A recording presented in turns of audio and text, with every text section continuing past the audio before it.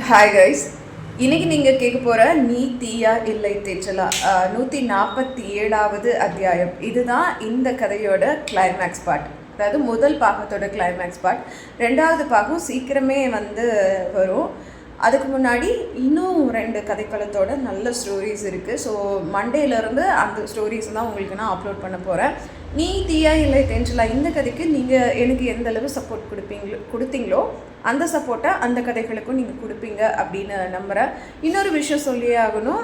நீ தீயா இல்லை தேஞ்சலா இந்த 147 எபிசோட்ஸுமே கிட்டத்தட்ட 4018 ஹவர்ஸ் போயிருக்கு நம்ம சேனலில். எல்லோரும் பார்த்துருக்கீங்க. அதுக்கு ரொம்ப ரொம்ப ரொம்ப ரொம்ப நன்றிகள். தொடர்ந்து உங்களோட ஆதரவை கொடுத்துட்டே இருங்க. நானும் உங்களுக்கு நிறைய அழகழகான நல்ல காதல் கதைகளை உங்களுக்கு தர தயாராக இருக்கேன். அண்டு கிட்டத்தட்ட ஜனவரி 26 இன்றைக்கி வரைக்குமே அந்த கதையோடு ஒன்றுண்டி போய் நான் வாழ்ந்திருக்கேன் அப்படின்னு தான் சொல்லணும். நல்ல ஒரு எக்ஸ்பீரியன்ஸ் இந்த கதை எழுதின எக்ஸ்பீரியன்ஸ் எனக்கு. ஸோ தேங்க்யூ மக்களே. இந்த கதையை கேட்டுட்டு உங்களுடைய கருத்துக்கள் எப்படி கருத்துக்களை மறக்காமல் கமெண்ட்டில் சொல்லுங்கள். அண்ட் இன்னொரு விஷயம், நீங்கள் இப்போ தான் இந்த வீடியோவை புதுசாக பார்க்குறீங்க, இந்த கதையை கேட்குறீங்க அப்படின்னா இந்த கதையோட ஃபுல் பார்ட்டும் நம்ம சேனலில் ப்ளேலிஸ்ட்டாக க்ரியேட் பண்ணி போட்டிருக்கேன். ஸோ அங்கே போயிட்டு இந்த கதை ஒரு 25 to 30 மணி நேரம் இருக்கும்னு நினைக்கிறேன் மொத்தமாக கேட்டிங்கன்னா. ஸோ நீங்கள் ப்ளேலிஸ்ட்டில் போய்ட்டு கேட்டு என்ஜாய் பண்ணுங்கள். பாய். தேங்க்யூ.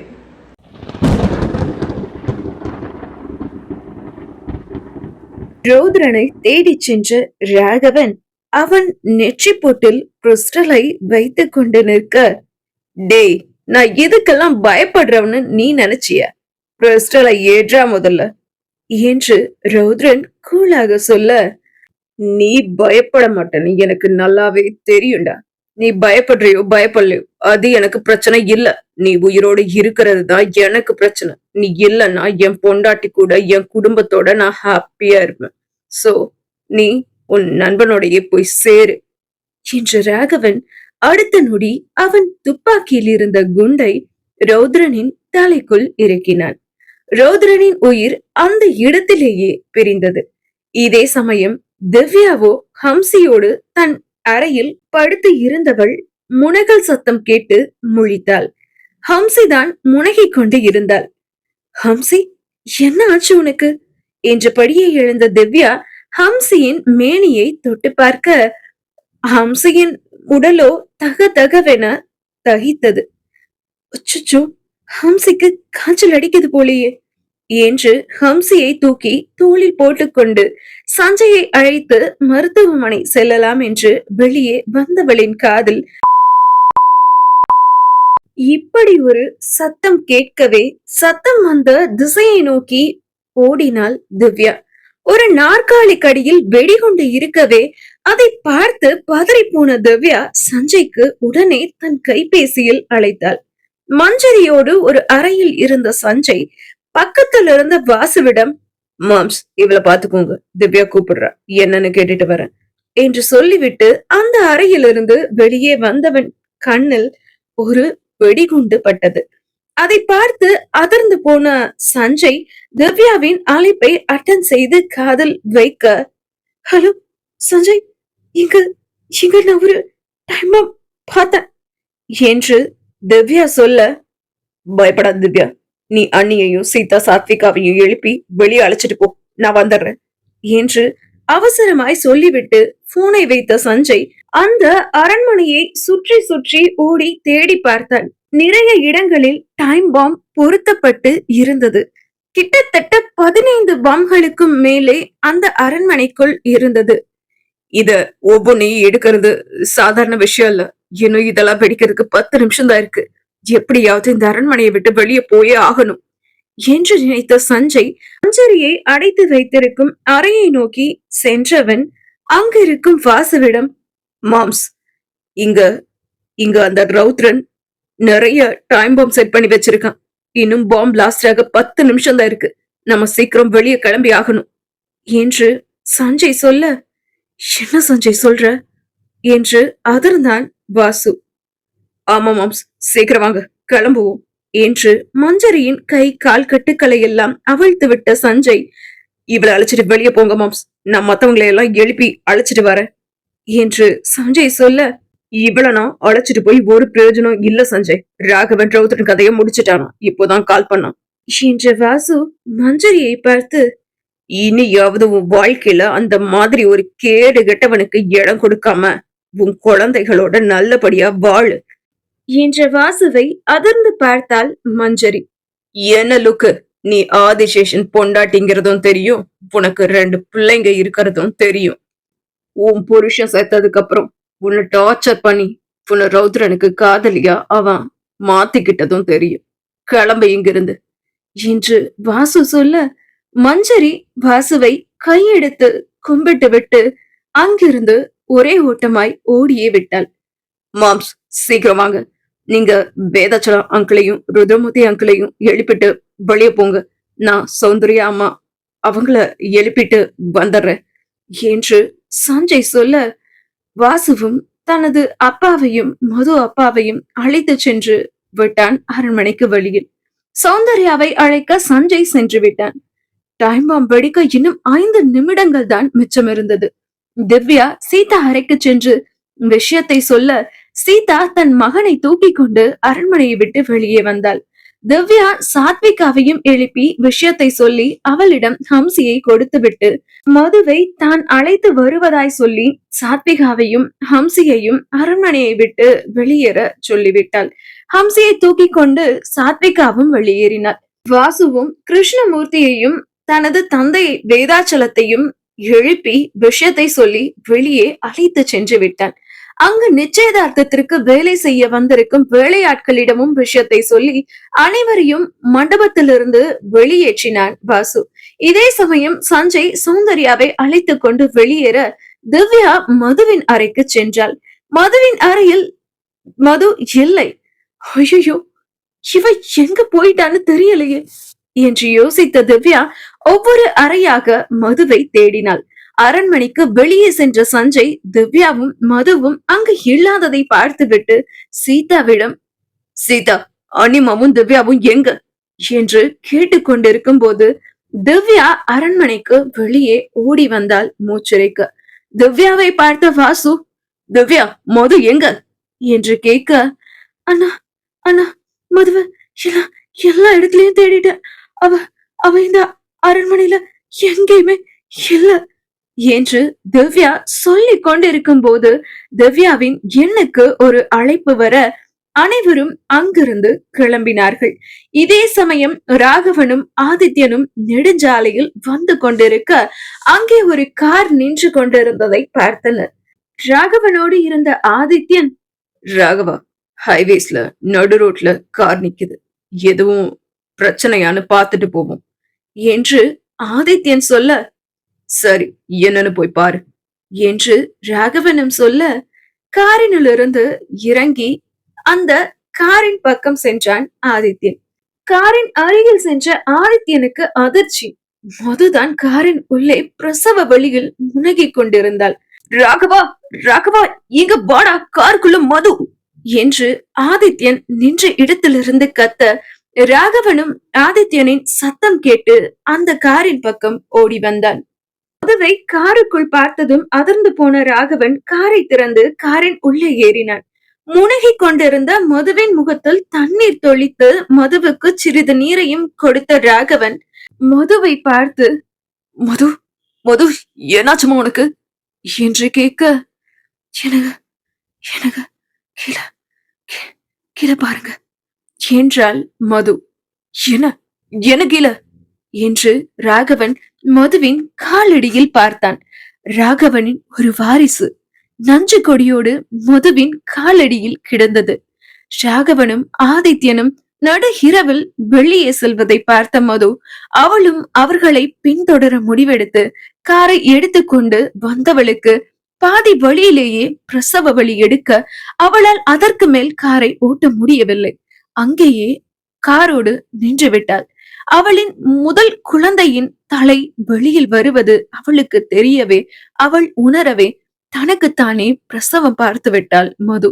மதுவின் காலடியில் கிடந்த பிஞ்சு குழந்தையை பார்த்து பதறிய ராகவன் நஞ்சு கொடியோடு கிடந்த தனது வாரிசை கையில் எடுத்தான். ஆதித்யனும் இந்த நிலையில் மதுவை பார்த்ததும் அதிர்ந்துதான் விட்டான். ராகவா, இப்ப என்ன பண்றது என்று ஆதித்யன் கேட்க, காருக்குள்ள என்னோட போன் இருக்கு, சீக்கிரம் எடுத்துட்டு வா, ரஞ்சனிக்கு கால் பண்ணணும் என்று ராகவன் சொல்ல, ஆதித்யனும் காருக்குள் இருந்து ராகவனின் போனை எடுத்து வந்து ரஞ்சனிக்கு கால் செய்து ராகவனிடம் கொடுத்தான். விஷயத்தை வீடியோ காலில் ரஞ்சனிக்கு தெரிவித்த ராகவன் ரஞ்சனியின் அறிவுறுத்தலின் பேரில் நஞ்சு பையிலிருந்து தொப்புள் கொடியை கத்தரித்தான் ராகவன். அப்பொழுதுதான் ராகவனுக்கு விளங்கியது குழந்தை அழவில்லை என்பது. ரஞ்சனி ரஞ்சனி குழந்தை அழல என்று ராகவன் சொல்ல, ராகவா பயப்படாதீங்க, குழந்தைய தோல்ல போட்டு முதுகுல தட்டுங்க என்று ரஞ்சனி சொல்ல, ராகவனும் ரஞ்சனி சொல்படியே செய்தான். குழந்தை வீறிட்டு அழத் தொடங்கியது. அந்த சமயம் மதுவிற்கு திரும்பவும் பிரசவ வலி எடுக்கவே குழந்தையை ஆதித்யனிடம் கொடுத்த ராகவன் ரஞ்சனியின் அறிவுறுத்தலின் பேரில் காருக்கு பின் இருக்கையில் மதுவை அழைத்து கொண்டு படுக்க வைத்தான். தன் மனைவிக்கு தானே பிரசவம் பார்த்தான். ராகவனின் இரண்டாவது குழந்தை பிறந்துவிட்டது. ராகவனின் முதல் குழந்தை பெண் குழந்தை, அடுத்ததாய் ஆண் குழந்தை ராகவனுக்கு பிறந்தது. ராகவன் மதுவிற்கு முத்தாய் 2 குழந்தைகள் பிறந்து விட்டனர். மதுவையும் குழந்தையையும் மருத்துவமனையில் சேர்த்த ராகவன் சஞ்சய்க்கு போன் செய்தான். வாசுவின் கையில்தான் சஞ்சயின் கைபேசி இருந்தது. சஞ்சயின் கைபேசியில் வந்த ராகவனின் அழைப்பை வாசுதான் அட்டன் செய்தான். ஹலோ என்று ராகவன் சொல்ல, மச்சான் என்று அழுகையோடு ஆரம்பித்த வாசு நடந்ததையெல்லாம் சொல்லி முடிக்க ராகவனுக்கு பக்கென்று ஆனது. மதுவை சேர்த்திருந்த மருத்துவமனையில் மருத்துவரின் பாதுகாப்பில் மதுவை விட்டுவிட்டு ஆதித்யனை அழைத்து கொண்டு ராகவன் இன்னொரு தனியார் மருத்துவமனைக்கு சென்றான்.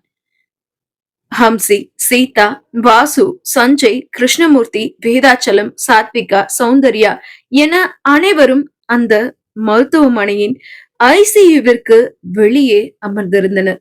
சஞ்சய் விரக்தியாய் நாற்காலியில் அமர்ந்திருந்தான். வேதாச்சலம் ஐசியுவின் பக்கத்தில் அழுது கொண்டு நின்றிருக்க நண்பனை சமாதானப்படுத்தி கொண்டிருந்தார் கிருஷ்ணமூர்த்தி. வாசுவோ அழுதழுத சிவந்த புள்ளிகளோடு சஞ்சயின் பக்கத்தில் அமர்ந்திருந்தான்.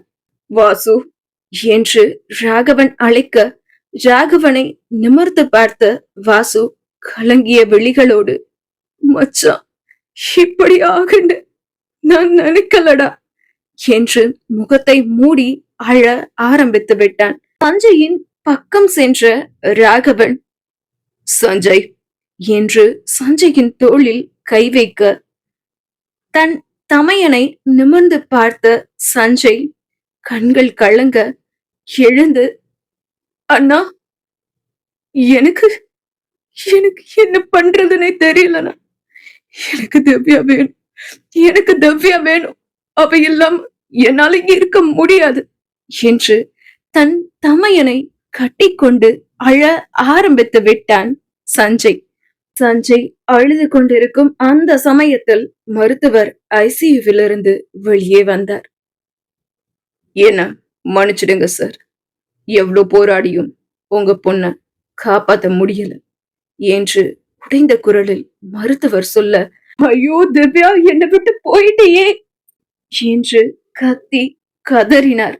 வாசுவிற்கோ என்ன செய்வதென்று தெரியாமல், என்ன என்ன என் தங்கச்சி இறந்துட்டாள், இனி இனி அவ்வளவுதானா, அவளை என்னால பார்க்க முடியாதா என்று அழுத வாசுவை ஆதித்யன் தேற்றிக் கொண்டிருந்தான்.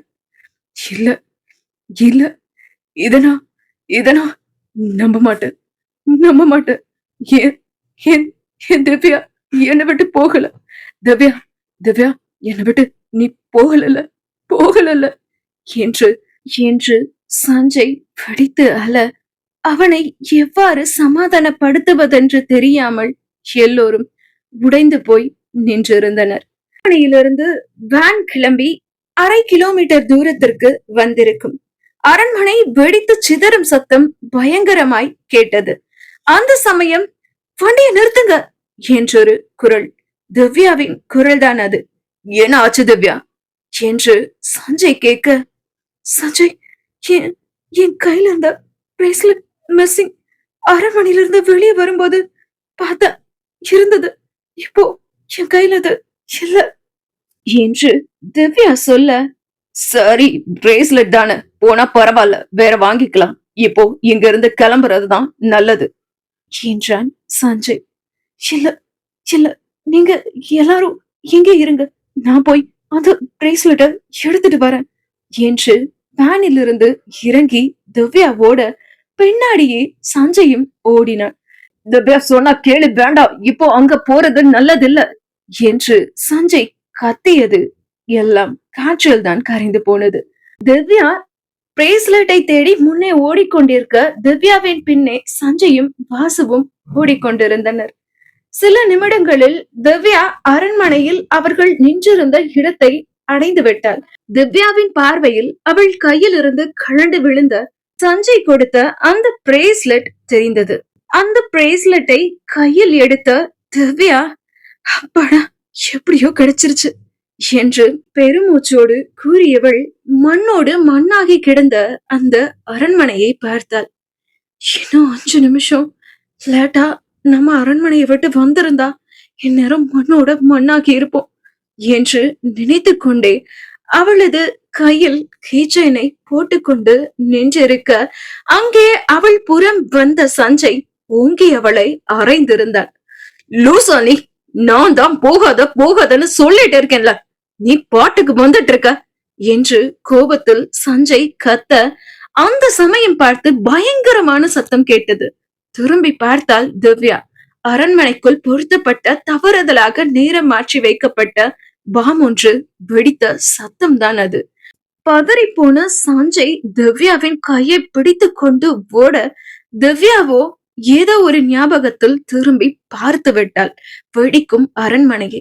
அப்பொழுது பாம் வெடித்ததில் சிதறிய கல்லொன்று திவ்யாவின் நெற்றியில் விழ அங்கேயே மயங்கி சரிந்தாள் திவ்யா. அடுத்த கணம் அவளின் மூக்கு காதல் எல்லாம் ரத்தம் வர பதறி போனான் சஞ்சய்.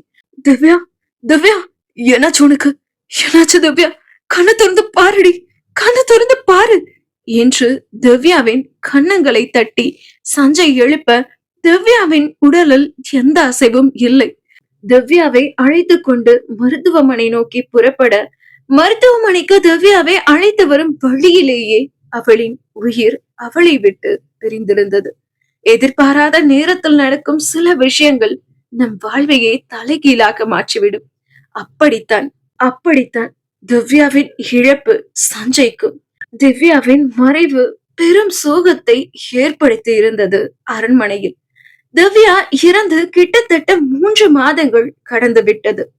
தன் உயிர் நண்பியை பிரிந்த சோகத்தில் இருந்து மதுவால் வெளியே வர இயலவில்லை. மதுவை ராகவன் தான் தேற்றினான். வாசுவோ தன் தங்கை இறந்த சோகத்தில் சாப்பிடுவதை மறந்தான், தூங்குவதை மறந்தான், தன் தந்தையை தேற்றுவதையும் மறந்தான். வேதாச்சலமோ திவ்யா திவ்யா என்று சதா திவ்யாவின் நினைப்பிலேயே இருந்தார். இப்படி அரண்மனையில் இருக்கும் ஒவ்வொருவரும் சோகத்தில்தான் மூழ்கி இருந்தனர். கடந்த 3 மாதமாய் எப்படியாவது இந்த சூழ்நிலையை மாற்ற வேண்டுமே என்று நினைத்த ஆதித்யன் ராகவனின் குழந்தைகளுக்கும் தன் குழந்தைக்கும் பெயர் சூட்டு விழாவை ராகவனோடு சேர்ந்து ஏற்பாடு செய்தான். சஞ்சய் யாரோடும் பேசுவதில்லை, அலுவலகத்திற்கும் செல்வதில்லை. அவன் அறையிலேயே முடங்கி கிடந்தான். ராகவன் மதுவை பிரிந்திருக்கும் போது ஹம்சி எப்படி ராகவனின் வழிகளுக்கு மருந்தாய் இருந்தாலோ அதே போல்தான் சஞ்சயோடும் ஹம்சி இருந்தாள். சஞ்சயை இப்போதெல்லாம் சித்தா என்றுதான் அழைத்துக் கொண்டிருந்தாள். சித்தா, இன்னைக்கு மதுமா பாப்பாவுக்கும் தம்பிக்கும் சீதாத்தா தம்பி பாப்பாவுக்கும் பேரு வைக்க போறாங்களாம் என்று மெத்தையில் படுத்திருந்த சஞ்சயின் கைவளைவில் படுத்துக்கொண்டு ஹம்சி சொல்ல, என்றான் சஞ்சய். சித்தா, இன்னைக்கு நீயும் அந்த ஃபங்க்ஷன்ல கலந்துக்கணும். நீ எப்போ பார்த்தாலும் ரூமுக்குள்ளேயே இருக்கையா, யார் கூடயும் பேசுறதே இல்லையா. மதுமா ராகவ அப்பா கிட்ட சொல்லி அழுதுட்டு இருந்தாங்க. சித்தா, நீ தானே சொல்லுவ யாரையும் அழ வைக்க கூடாதுன்னு. இப்போ நீயே மது அம்மாவ அழ வைக்கலாமா? மதுமா பாவம்ல என்று ஹம்சி சொல்ல, அந்த சமயம் பார்த்து சஞ்சயின் அறை கதவு தட்டும் சத்தம் கேட்க, சிட்டா, நான் போய் யாருன்னு பாக்குறேன் என்று ஹம்சி சென்று கதவை திறக்க, சஞ்சயின் அறையின் முன்னே நின்றிருந்தது ராகவன், ஆதித்யன் மற்றும் வாசு மூவரும் தான். சித்தா, உன்னை பார்க்க யாரு வந்திருக்கான்னு பாரு என்று ஹம்சி சொல்ல, சஞ்சய் கதவின் பக்கம் பார்த்தான். ராகவன், வாசு, ஆதித்யன் மூவரையும் பார்த்த சஞ்சய் எழுந்து நிற்க, ஹம்சி, உன்னை மது அம்மா கூப்பிடுறாங்க, போய் என்னன்னு கேளுங்க என்று ராகவன் சொல்ல, சரிப்பா, நான் போய் பாக்குறேன் என்று சொன்ன ஹம்சி, சித்தா பாய் என்று சஞ்சயிடம் சொல்லிவிட்டு கிளம்பிவிட்டாள். ஹம்சி சென்றதும் ராகவன், வாசு, ஆதித்யன் மூவரும் சஞ்சயின் அறையின் உள்ளே வர, ஆதித்யன் சஞ்சயின் அறை கதவை அடைத்தான். சஞ்சய் அவர்கள் மூவரின் முகத்தை பார்க்காமல் எங்கோ பார்த்தபடி நிற்க, இன்னும் எவ்வளவு நாள் இப்படியே இருக்கிறதா உத்தேசம் என்றான் ராகவன். சஞ்சய் எதுவும் பேசாமல் அமைதியாக தலை குனிந்து நின்றான். சஞ்சய், திவ்யா போயிட்டா, அவ வாழ்க்கை முடிஞ்சது.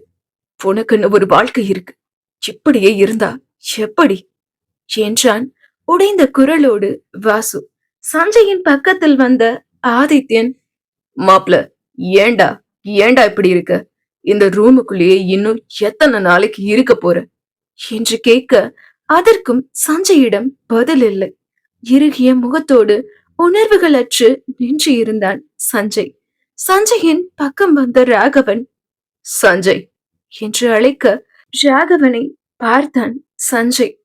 அவனின் கண்களில் கண்ணீர் உருண்டு விழும் நிலையில் இருந்தது. சஞ்சயின் உணர்வுகளை புரிந்து கொண்ட ராகவன் அவனை அணைத்து கொண்டான். ராகவன் சஞ்சயை அணைத்ததும் சஞ்சய் அவன் தோள் சாய்ந்து குழந்தை போல் அழத் தொடங்கினான். என்னால என்னால முடியலன்னா, எங்க பார்த்தால் திவ்யாதான் தெரியறா.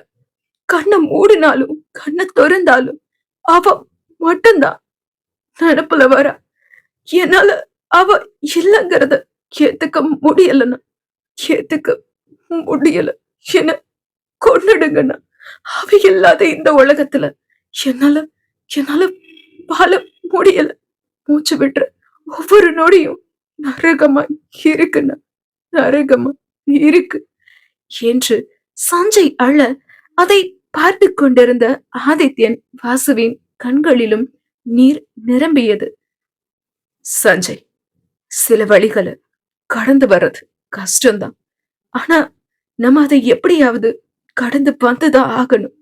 உன் மனசோட காயத்துக்கு மருந்த நீதான் தேடணும் என்று சொல்லி தன்னை விட்டு சஞ்சயை விலக்கி நிறுத்திய ராகவன், ரூமை விட்டு வெளியே வா.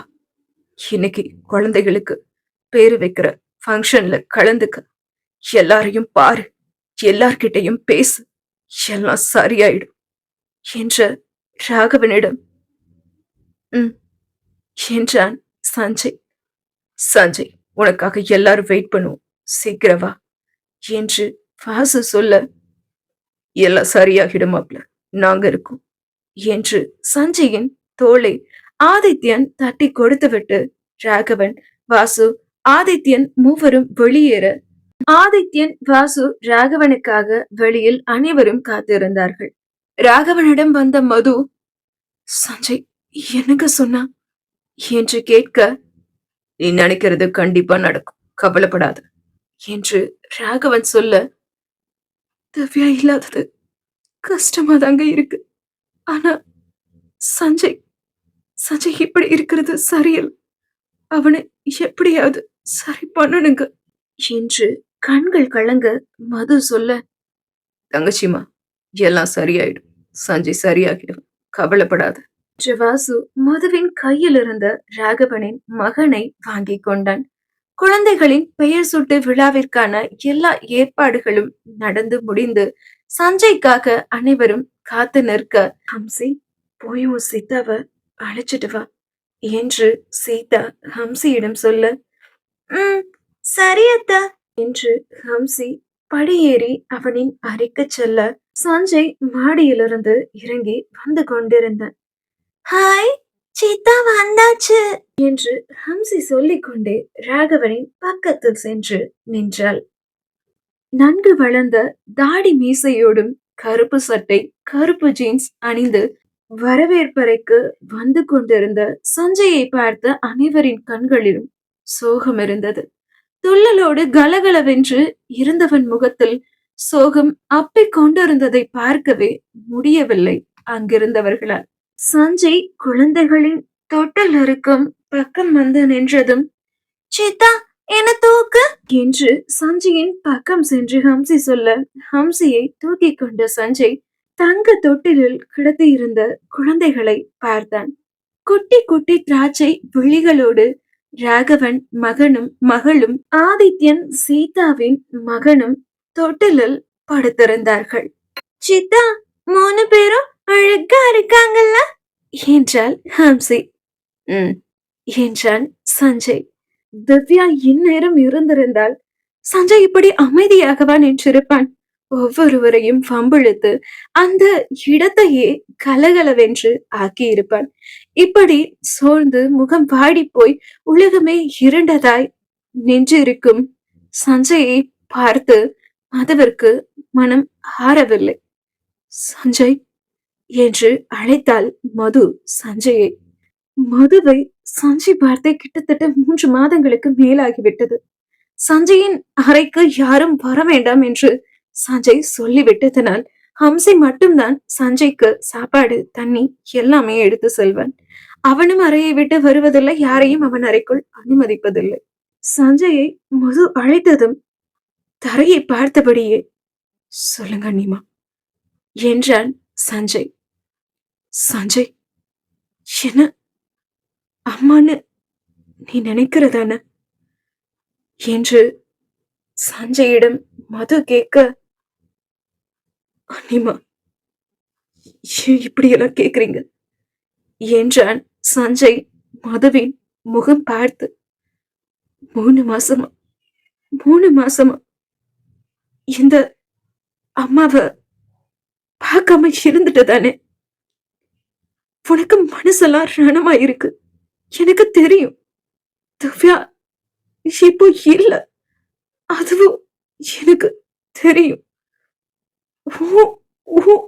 மனசு வருத்தப்படுற மாதிரிதான் எனக்கும் வலிக்குது, இங்க எல்லாருக்கும் வலிக்குது. ஆனா ஆனா அந்த வலியோடவே நாம இருந்துட முடியாதுல்ல.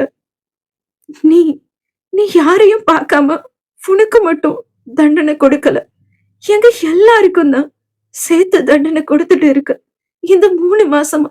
அது உனக்கு புரியுதா என்றாள் மது அழுது கொண்டே. அனிமா அழாதீங்க பிளீஸ் என்றான் சஞ்சய். உங்களை துடைத்து கொண்ட மது, நான் ஒண்ணு சொன்ன கேப்பியா சஞ்சய் என்று சஞ்சயிடம் கேட்க, மது பேசாம இரு என்றான் ராகவன் மதுவிடம். இல்லங்க, இப்போ நான் பேசிதான் ஆகணும் என்ற மது சஞ்சயை பார்த்து, நீ இந்த அரண்மனையில இருக்க வேண்டாம், அரண்மனையை விட்டு வெளியே போ. உன் மனசு எங்கெல்லாம் போக சொல்லுதோ அங்கெல்லாம் போ. இந்த காதல், கல்யாணம், சொந்தம், பந்தம், நட்பு, இது எல்லாத்தையும் தாண்டியும் ஒரு உலகம் இருக்கு, அத போய் பாரு. எவ்வளவு நாள் வேணுமோ நீ எடுத்துக்கோ. இந்த ஊரெல்லாம், இந்த உலகம் எல்லாம் சுத்தி பாரு. நீ திரும்பி வர மாசம் கணக்குல ஆனாலும் சரி, வருஷ கணக்குல ஆனாலும் சரி பரவாயில்ல. ஆனா நீ வழியில எங்களை விட்டு இருக்கிற எந்த நாளில கண்டிப்பா உன் மனசுல இருக்கிற காயம் ஆறும். நிச்சயமா ஆறும். உன் காயம் எல்லாம் எப்ப ஆறிடுச்சுன்னு உனக்கு தோணுதோ, எப்போ எங்களோட நீ பேசணும், எங்களை பார்க்கணும் அப்படின்னு உனக்கு தோணுதோ, அப்போ திரும்பி வா.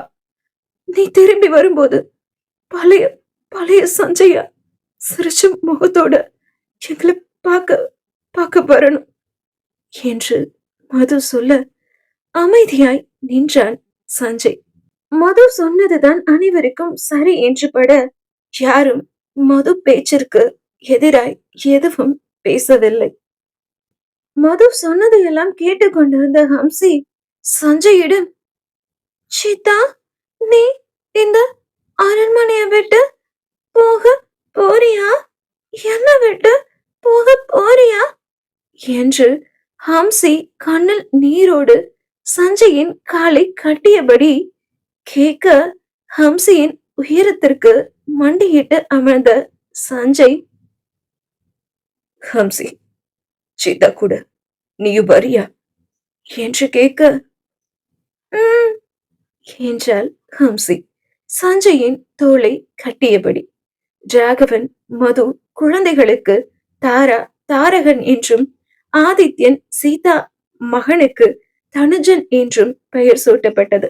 பெயர் சூட்டு விழா முடிந்ததும் ஹம்சியோடு சஞ்சய் தனது வழிகளை மறக்க, தனக்கென புது உலகத்தை உருவாக்க, தன் மீதி காலத்தை வாழ்ந்து தொலைக்க, இப்போதிருக்கும் சஞ்சயை மாற்ற வழி தேடி கிளம்பிவிட்டான்.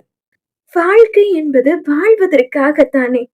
உறவு மற்றும் நட்பு என்பது வாழ்க்கை என்னும் நீண்ட பயணத்தில் ஒரு சில அத்தியாயங்கள் மட்டும்தானே.